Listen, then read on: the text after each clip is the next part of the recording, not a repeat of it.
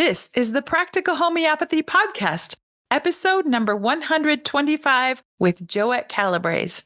Hi, I'm Joette Calabrese, and I welcome you to our healthcare movement, yours, mine, and the countless men and women across the globe who have retaken control of their family's health with practical homeopathy. So, for the next few minutes, let's link our arms as I demystify homeopathy, what was once considered an esoteric paradigm, into an understandable, reproducible, safe, and effective healthcare solution available to all. This is the medicine you've been searching for, my unique brand of homeopathy, practical homeopathy.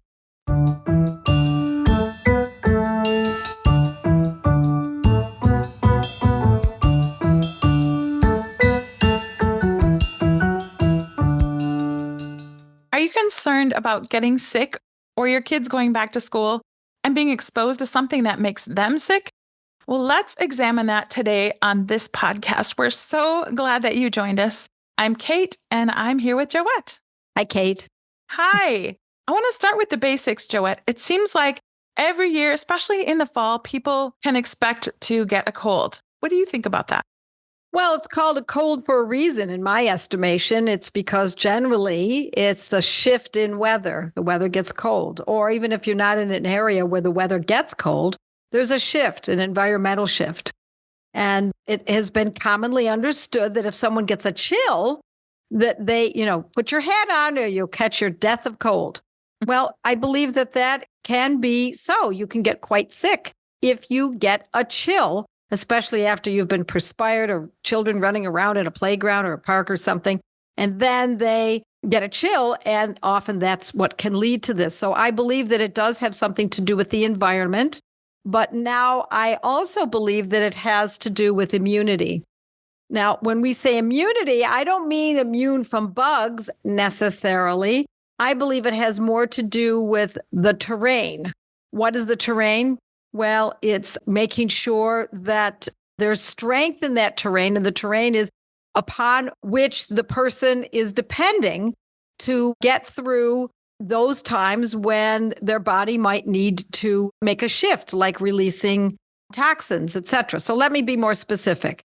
I believe that if germs are ever present, and that's the way people see them, then why is it that people only get germy colds and flus at a certain time of the year? Pretty much it's only in the fall, sometimes, in the winter, January, February. I'm talking about those parts. I'm talking about the US, but also in Europe, etc. When that cold comes, that cold weather comes, and now are the germs more virulent? Do they get excited and start hopping onto people? Or are the germs always there? And those who have a good immune system are able to fend them off. Well, if that's so, then why are we even looking to germs? Why are we not looking to the immune system or the ability to be able to withstand an onslaught of this or that? Why not just count on that to start? So the way that I look at it is that if we are taking care of ourselves, we're eating good food, and I mean real food that's made at home. Doesn't mean we can't go out to dinner occasionally, but homemade food where there are no ingredients listed on the package. Because if you're reading ingredients, it means you're already buying something that someone else has manufactured, and that is no longer whole. So whole food, a beef roast put into the oven with carrots and onions and potatoes, and that's dinner.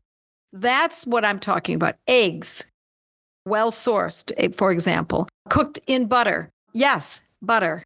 And so that's step one. Step two is making sure that your family and you are getting enough sleep and good rest, going to bed early, getting out of bed early, sleeping in a room that's clean with the windows slightly ajar. Even in the cold weather, windows should be ajar so that there's fresh air seeping through.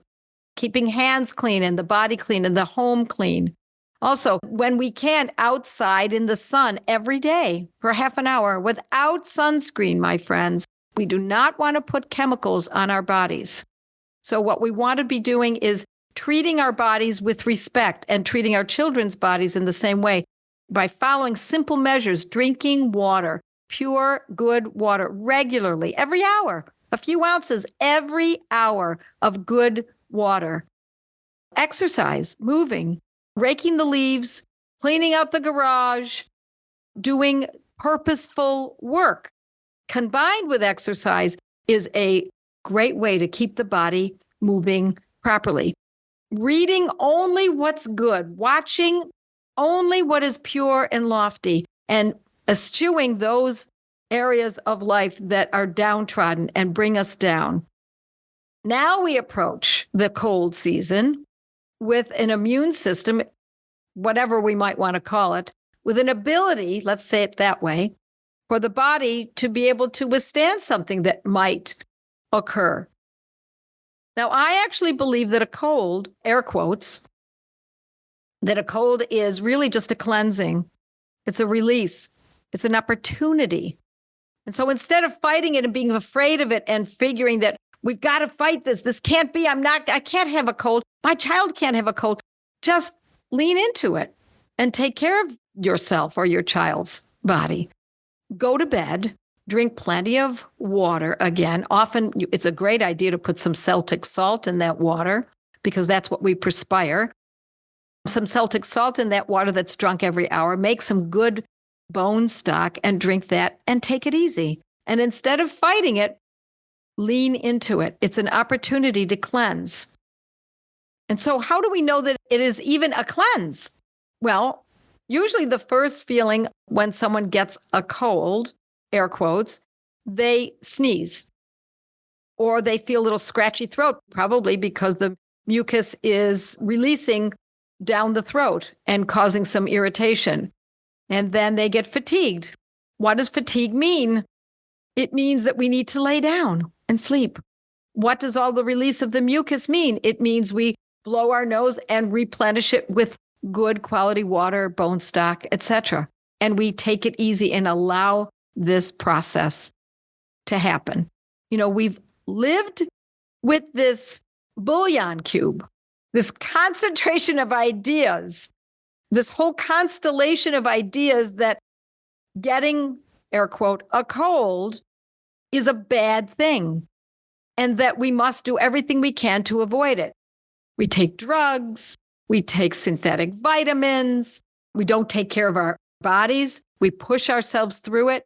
We get injections because we're so afraid it could turn into something like pneumonia. And it's an entire constellation of ideas that has been put upon us for a very long time, really 100 years, approximately, maybe even less than that, that teaches us that there are some really big, ugly, bad germs that are out there to get us. And no, my friends, it's just nature. I use this analogy regarding your garden. If you look at your garden and you go out into it and it looks like the tomato plants are withering and they're not robust, do you inject the plant? Do you give the plant pesticides, herbicides, fungicides? Do you start clouding it all up with drugs and chemicals? No, you say, what could this be? Perhaps the plant has not gotten enough water. Or perhaps the plant was planted in the shade and it should have been in the sun. Or perhaps there are other plants around it that are causing trouble and it needs to be separated. It's too crowded. It needs more air around it. We use common sense when it comes to a tomato plant, but when it comes to ourselves, we think we must chemicalize it. We must fight it and pretend it doesn't exist and push through it instead of leaning into it and allowing ourselves to take life easy for a few days or so.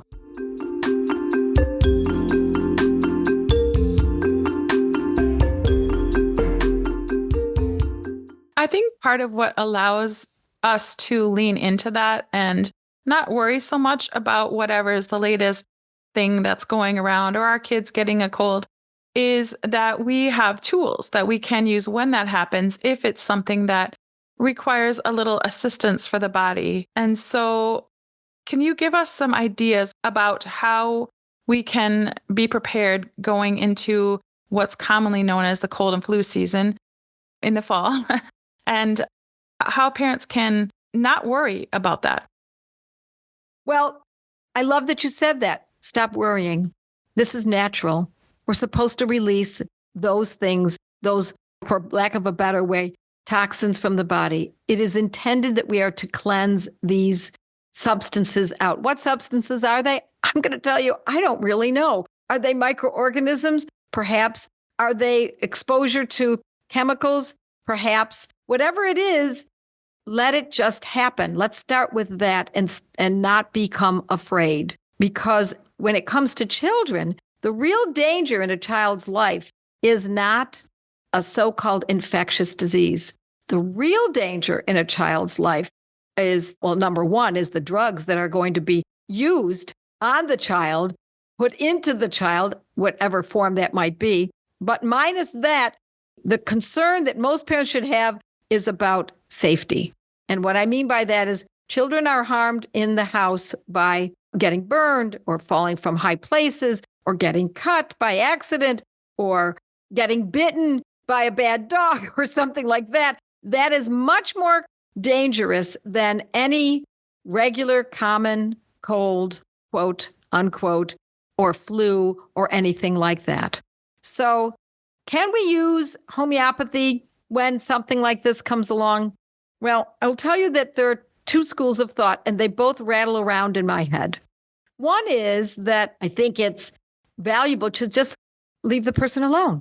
Let them just sleep it off. Give them, as I said, bone stock, plenty of water with a pinch of salt in it, and rest. And just let it be.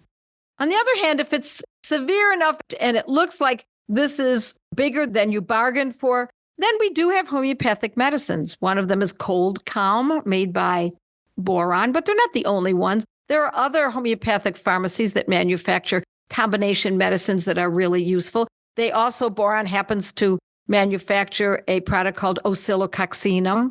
Oscillo, it's known for, as a shortened version of oscillococcinum. Named after their dog. Yes. Well, actually, the dog is named after it, but yes. Yeah, yeah, Michel Boron. Oh, the dog was named after... The dog was named after the, yes. Oh. Michel Boron, the owner of Boron, when I interviewed her years ago, she told me that her dog's name was Oscillo and that he wore a little blue coat, like the blue bottles.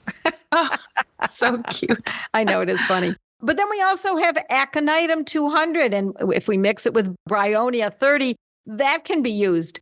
We can use homeopathy, and homeopathy can be efficacious, but we have to start with the underpinnings of an understanding that colds, flus are not generally dangerous. In fact, it's extremely rare that they are.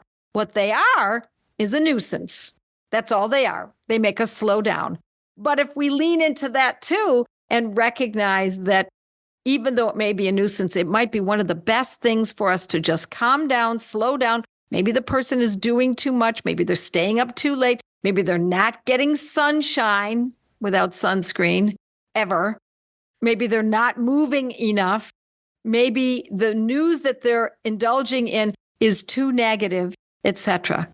So it is an opportunity to remove what needs to be removed from the body, whether it's through the sinuses, the throat, the mouth, the ears, the skin, even the skin, yes, the colon. And let me just say this parenthetically, that a lot of times parents say, oh my gosh, my child had a cold and now he's got a rash. Yes. How cool is that? Yes, it's a release. It's a great way to get rid of something. Just leave it alone. Don't put anything on it. If you use anything that is manufactured by the pharmaceutical industry, and I mean over the counter, anything from a drugstore, etc., it will only potentially suppress. And that's the same for all those cold drugs. Other than homeopathic, all of those cold drugs can cause more trouble in the long run than just leaving it alone.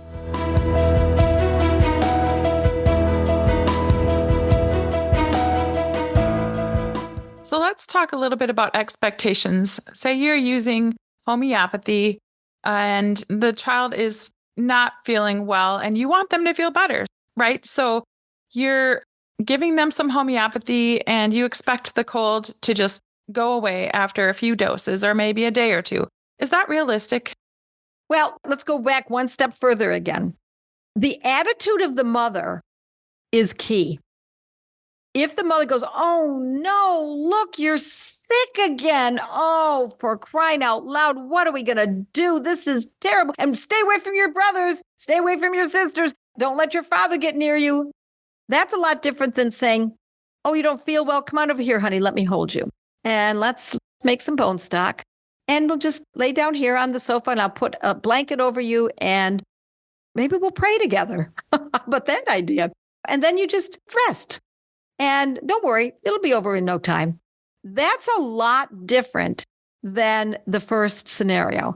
Now, I'm not saying that all mothers follow the first scenario, but they may not say it, but they may be thinking it.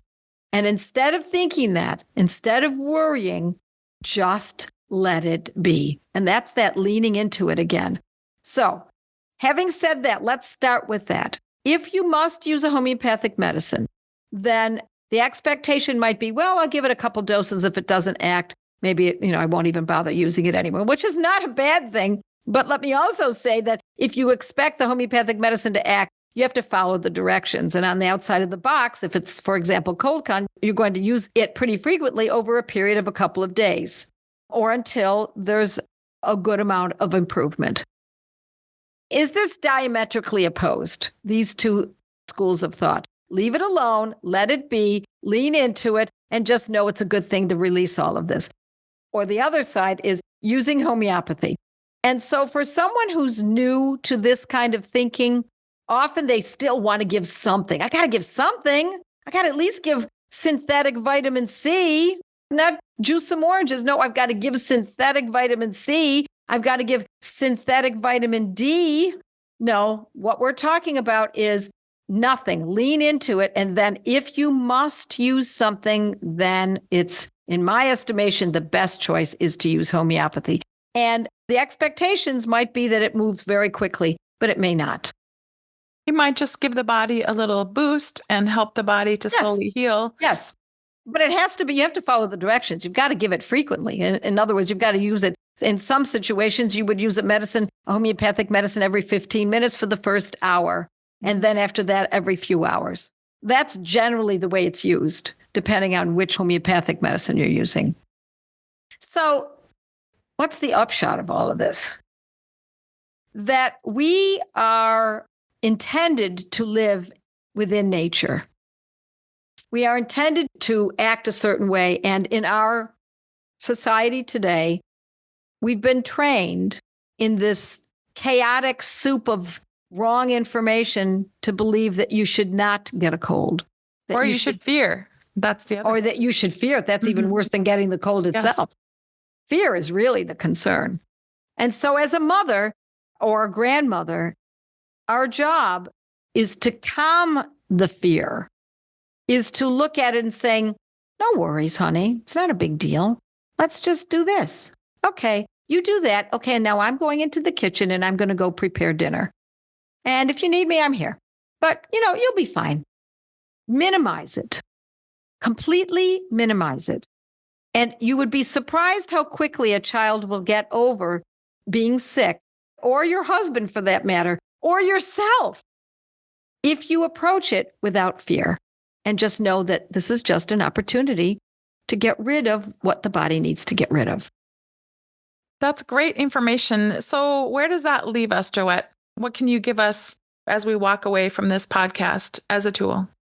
Well, I believe that it's one of the greatest joys that a mother can experience, and that is to learn how to take care of her family without fear, to step into it with strength, with courage, but also with knowledge, because you can't do this without undoing all the years of being told that these colds are serious and we've got to get injections and we've got to get this drug and take that drug.